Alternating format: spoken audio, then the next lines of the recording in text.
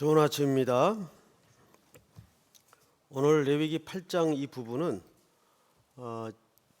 레위기 강의한 지가 오래돼서 지난 시간에 뭐 했는지 저도 기억이 안 나서 한번 듣고 나왔었습니다. 위임식 장면이죠.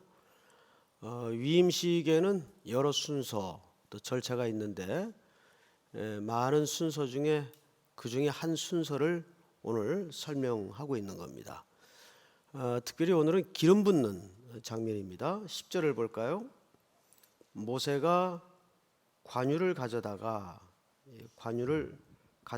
말은 기름을 얘기합니다. 이 기름은 제사장을 위해서 또 성막에 쓰이는 특별한 기름입니다. 그래서 제조법도 달라요. 그래서 이 기름은 다른 데 일절 사용하지 못하고 제사장에게 기름을 붓거나 또 성막에 제사를 지낼 때 용도로 쓰이곤 하는 기름입니다. 관유를 가져다가 성막과 그 안에 있는 모든 것에 발라 거룩하게 하고, 오늘 짧은 넉절 가운데 제일 많이 등장하는 단어가 사실은 거룩이라는 단어입니다. 무려 몇 번 등장하는가 하면 넉절 가운데 3번이 거룩하게 하고 거룩하고 이렇게 표현되어 있어요. 12절도 볼까요? 11절 또 제단에 7번 뿌리고 또 그 제단과 그 모든 기구와 물두멍과 그 받침에 발라 거룩하게 하고, 또 12절에도 또 관유를 아론의 머리에 붓고 그에게 발라 거룩하게 하고, 3번씩 등장을 하죠. 기름을 붓는 가장 중요한 목적이 거룩하게 하기 위해서입니다. 자, 이 거룩의 문제는 레위기 전체 성경의 가장 큰 주제이기도 한데, 언젠가 이런 말씀을 드렸어요. 거룩이라는 이 개념은 어떤 이데아적이고 어떤 사상, 상태를 얘기하는 게 아니고 물리적 개념이다. 그러니까 이 거룩은 어디로부터 분리되는 상황을 얘기하는 겁니다. 어디로부터 잘려져 나가는, 따로 구분되는, 그것을 성경에서는 카다쉬, 거룩이라고 얘기를 합니다. 그래서 이 거룩은 어떤 그 내용적인 측면보다는 어떤 상태, 물리적 상태를 얘기하는데, 정확하게 어디로부터 구별된 상태를 얘기합니다. 그걸 거룩이라고 말해요. 자, 우리가 어디로부터 구분이 되었을까요? 흑암의 권세, 사망의 그늘, 어둠의 권세로부터 우리가 분리되고 구별이 되었습니다. 그래서 우리를 보통 거룩한 백성이라고 하는 이유가, 우리가 거룩한 수준이 돼서 거룩한 백성이 아니고, 그 거룩의 가장 기초적인 개념은 어디로부터 분리되었다는 뜻입니다. 하나님께서 따로 구별했다는 뜻이에요. 그 이유는 이 세상을 이 거룩한 백성들로 하여금 거룩하게 하기 위해서 우리를 구별하신 겁니다. 자, 여기에는 거룩에 담긴 적극적인 개념이 뭐냐 하면, 우리를 어딘가로부터 보내기 위해서 거룩하게 우리를 구별했다는 뜻입니다. 출애굽기를 생각하시면 정확할 겁니다. 애굽의 삶으로부터 우리를 불러냈어요.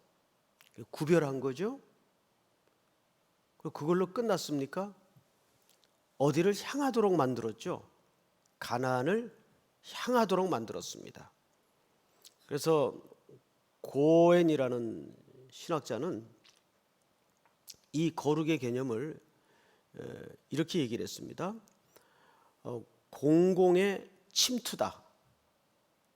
그러니까 거룩은 우리 자체로만 거룩을 위해서 부르신 것이 아니라, 거룩한 상태가 되어 있지 않은 이 세상 속에 그 거룩이 침투되도록 우리를 거룩한 존재로 불렀다는 얘기예요.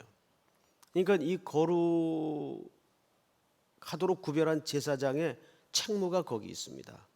제사장은 어떤 직무를 맡은 존재입니까?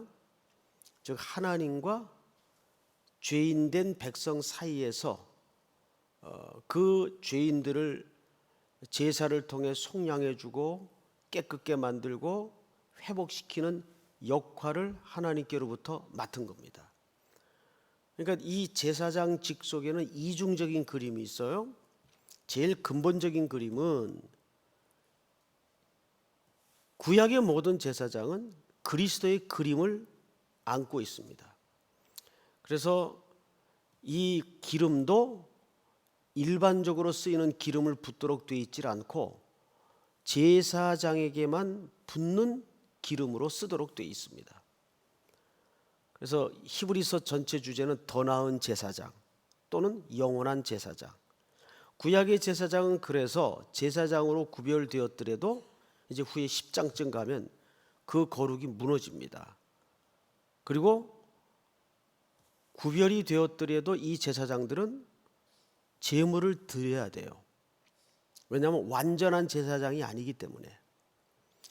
그래서 완전한 제사장이 오도록 이 부족한 제사장들 속에 그리스도의 모형을 담고 있습니다. 자, 여기 보면 기름을 붓고 기름을 발라 이렇게 되어 있습니다. 그 말이 마샤흐라고 하는데 거기에서 메사이아, 메시아라는 말이 유래가 됩니다. 그래서 원래 기름 붓다라는 말은 무슨 뜻입니까? 메시아라는 뜻입니다. 메시아라는 말은 또 다른 말로 그리스도, 같은 얘기인데 그리스도나 메시아는 무슨 뜻인가 하면 기름 부음을 받은 자라는 뜻이에요. 그런 측면에서 저나 여러분들은 기름 부음을 받은 자이어야 합니다. 자, 그러면 우리가 한 걸음 더 나가서 도대체 여기에서 말하는 기름이 무엇을 상징하는 걸까?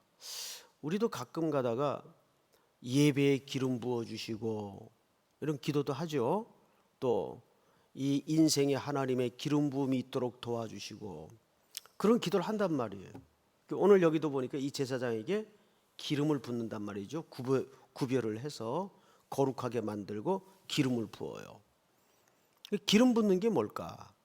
그래서 우리는 그것을 신약에서는 어떻게 해석을 해주는가 한번 누가복음 4장을 열어봅니다.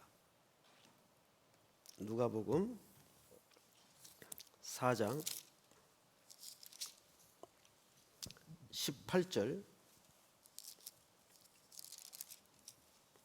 우리 한번 같이 읽어볼까요? 시작. 주의 성령이 내게 임하셨으니 이는 가난한 자에게 복음을 전하게 하시려고 내게 기름을 부으시고 나를 보내사 포로된 자에게 자유를 눈먼 자에게 다시 보게 함을 전파하며 눌린 자를 자유롭게 하고 여기까지만요. 자, 여기 보니까 18절에 주의 성령이 내게 임하셨으니와 동의어로 뭐라고 얘기하냐면 이는 가난한 자에게 복음을 전하게 하시려고 내게 뭘 부으시고요? 기름을 부으시고. 아하, 이 기름을 붓는다는 말의 동의어가 성령의 임재를 얘기하는 거예요. 맞죠, 여러분? 제가 구약 성경에도 한 군데만 그냥 읽어 드릴게요. 사무엘이 기름 뿔병을 가져다가 그의 형제 중에서 그에게 부었더니 이날 이후로 다윗이 여호와의 영에게 크게 감동되니라. 그러니까 다윗이 왕으로 구별이 될 때도 사무엘에 의해서 기름 부음을 받아요. 근데 이 기름 부음을 받을 때 여호와의 영에게 크게 감동되었다 그랬어요. 이 여호와의 영은 누굴 가리킬까요? 구약의 성령을 가리키는 거예요. 사무엘도 일시적이긴 했으나 왕으로 임직을 받을 때 기름 부음을 받자 하나님의 영이 그에게 임했었습니다. 자, 이런 표현은 신구약을 넘나들면서 무수히 발견할 수가 있어요. 결론은 제사장에게 기름을 붓는다는 것은 결국 하나님의 임재를 상징하는 성령의 임재를 얘기합니다. 자, 하나님은 제사장으로 불러놓고 일해봐라 이렇게 말씀하시는 분이 아니에요. 우리를 거룩한 백성 또는 성도로 불러놓고 자, 잘 살아봐라 이렇게 말씀하시는 분이 아니고 우리에게 뭘 주시죠? 성령님을 주십니다. 여러분들은 이미 예수 그리스도를 구주로 고백하는 순간 뭘 받은 분들입니까? 성령의 내주가 있는 분들이에요. 그 사실을 믿으십니까? 그래서 고린도전서 6장에도 보니까 너희 몸은 값으로 삼바되었으니 성령이 거하시는 전인 줄 알지 못하느냐. 에베소 5장 18절에 보면 술 취하지 말라 이는 방탕한 것이니 오직 성령의 충만을 받으라. 그만큼 구약이든 신약이든 어떤 분은 구약은 성령님이 역사하는 시대가 아니었고 이제 신약에 와서 바로 성령의 시대다. 이렇게 시대를 구분지어서 성령의 시대, 아닌 시대 구분짓는 행위는 표현은 굉장히 위험한 겁니다. 구약에도 성령님이 동행하셨고 역사하셨습니다. 천지 창조 때부터 성삼위 하나님이 함께 활동하셨습니다. 믿습니까? 그래서 언제나 하나님의 백성들에게 중요한 것은 성령의 임재를 상징하는 기름 부음이 중요해요. 그래서 오늘 제사장에게 기름을 붓는 겁니다. 이 기름 부음은 성령을 상징한다 그랬어요. 그러니까 성령 없이는 우리가 아무것도 할 수 없어요. 청년들을 만나면 세 가지를 항상 강조합니다. 세 가지. 첫째, 실력이 있어야 된다. 실력이. 그리고 두 번째, 성실해야 된다. 성실해야 된다. 그리고 진짜 중요한 거 세 번째, 성령의 기름 부음이 있어야 된다. 우리는 그것을 또 다른 말로 은혜라고 표현하죠. 그러니까 하나님의 기름 부음이 없이는 안 돼요. 기름 부음이 스펙보다 중요합니다. 기름 부음이 영어 실력보다 중요한 거예요. 그런데 많은 청년들 가운데 이 보이지 않는 가치를 덜 중요하게 여기는 사람들이 있어요. 보통 우리가 아우라가 있는 사람, 저 사람은 아우라가 있어. 아우라가 뭐야? 아우라. 마우라 동생이에요? 그건 아니죠. 아우라가 뭐예요? 어떤 후광을 얘기하겠죠. 자, 그런데 진짜 아우라가 있는 사람이 있어요. 그 사람의 언어나 눈빛이나 판단이나 모든 걸 보면 이게 달라요. 품위가 있고 격이 달라요. 분명히 저분 안에 살아계시는 어떤 생명을 확인할 수가 있어요. 그게 뭘까요? 그게 성령의 내주가 보이는 거예요. 우리가 보통 이 사람 믿음 대단해. 보면 되게 그 믿음 대단하다는 그 그러니까 척도가 측량의 눈금이 뭐냐면 어떤 엄청난 결과를 냈을 때. 근데 성경은 그런 걸로 믿음이 좋다 나쁘다를 가늠한 적이 없어요. 성경에서는 이 사람이 정말 성령이 붙잡힌 사람이다, 믿음이 좋은 사람이다를 언제 표현하는가 하면 그 사람의 내면의 아름다움을 설명할 때, 저 사람은 정말 품격이 다르구나. 똑같이 열불 날 때 똑같이 열불 내는 것은 누군들 못하겠어요. 그런데 그때 그거를 지혜롭게 잘 하나님의 향기로 승화시키는 겁니다. 그래서 우리 속에 그리스도가 계신 것이 이 향기로 드러나야 돼요. 향기. 그래서 고린도후서 4장에서는 우리를 질그릇이라고 묘사를 했고 우리를 질그릇 안에 보배를 담았으니라고 표현을 합니다. 그 보배는 예수 그리스도를 말해요. 그럼 예수 그리스도가 자꾸 드러나야 되겠죠. 그러려면 질그릇은 매일매일 잘려져 나가야 되고 부서져 나가야 돼요. 카톡 한다고 되는 게 아니고 매일매일 잘려져 나가야 돼요. 계속 잘게. 여러분 그 유명한 테니스 선수 중에 아더 애쉬라는 분이 있습니다.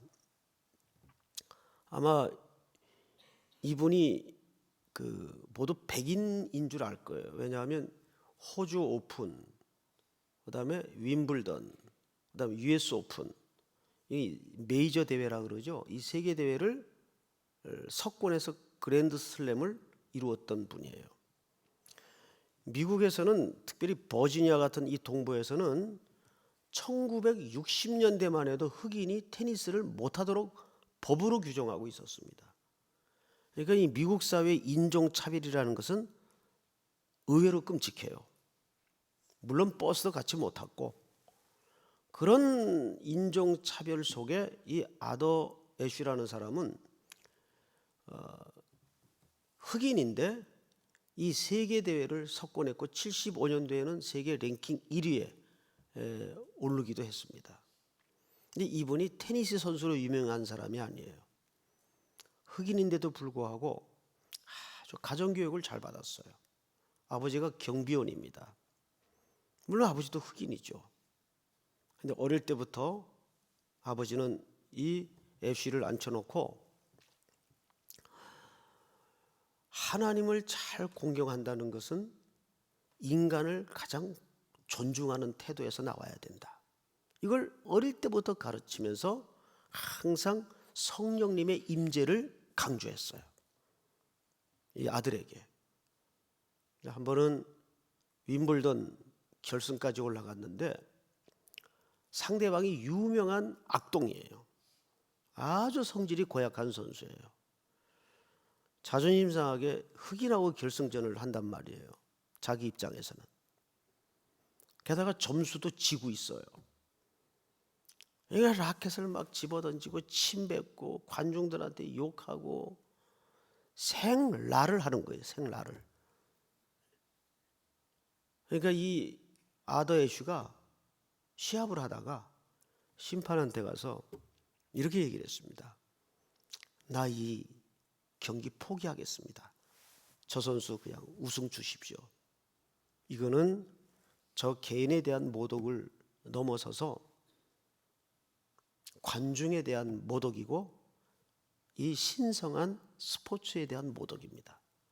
이런 경기 못하겠습니다. 유명한 일화입니다. 그러다가 이분이 심장병이 있었는데 심장 수술을 하게 돼요. 근데 수술하는 과정에서 수혈을 잘못해가지고 에이즈에 걸립니다. 얼마나 끔찍한 불행이에요.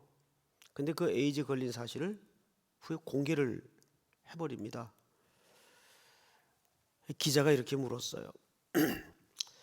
이럴 때 당신 왜 하필 나에게, why me? 왜 하필 나에게 이런 불행이 임했을까 생각해 보지 않았습니까? 그러니까 조금도 머뭇거리지 않고 서슴없이 아니요. 전 한 번도 그런 생각을 해본 적이 없습니다. 윈블던 대회는 모두가 대망하는 스포츠 선수들의 꿈의 자리입니다. 저는 그 우승컵을 들었을 때에도 왜 하필 납니까? 라고 묻지 않았듯이 이 불행이 나에게 임했다 할지라도 왜 하필 납니까? 라고 묻지 않습니다. 내게 중요한 것은 성령님의 은혜를 통해서 하나님의 뜻에 집중하는 것이 내 본업입니다. 내가 낳느냐 안 낳느냐, 우승을 하느냐 안 하느냐는 내 인생에 그렇게 중요한 일이 아닙니다.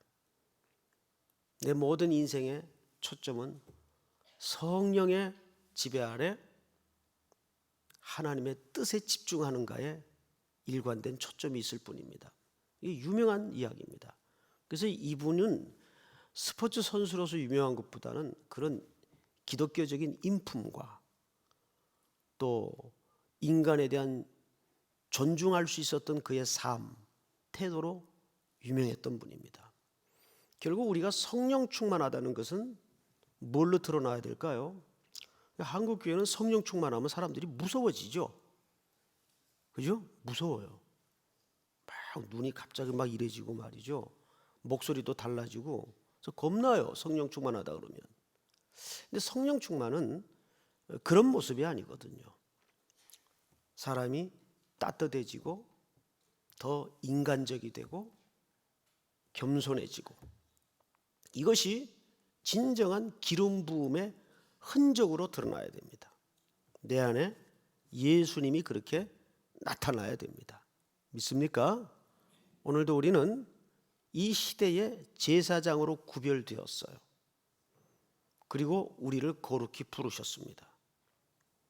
그리고 오늘도 우리는 새날을 맞으면서 성령의 기름 부음으로 하루를 살아야 됩니다.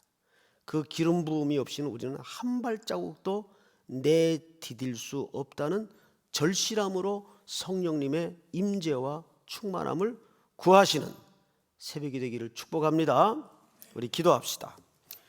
오늘 오전에 우리 교회에서 진행될 목회자 세미나를 위해서, 또 일본 선교를 위해서, 계속되는 선교 일정을 위해서, 또 하루 우리가 살아갈 부딪힐 일터와 만나야 될 사람들을 위해서 기름 붓는 하루가 될 수 있도록 도와주시고, 그 예수의 향기가 온 흑암의 땅에 침투될 수 있도록 복을 주옵소서. 우리 주여 한번 부른 다음에 소리내어 기도합시다.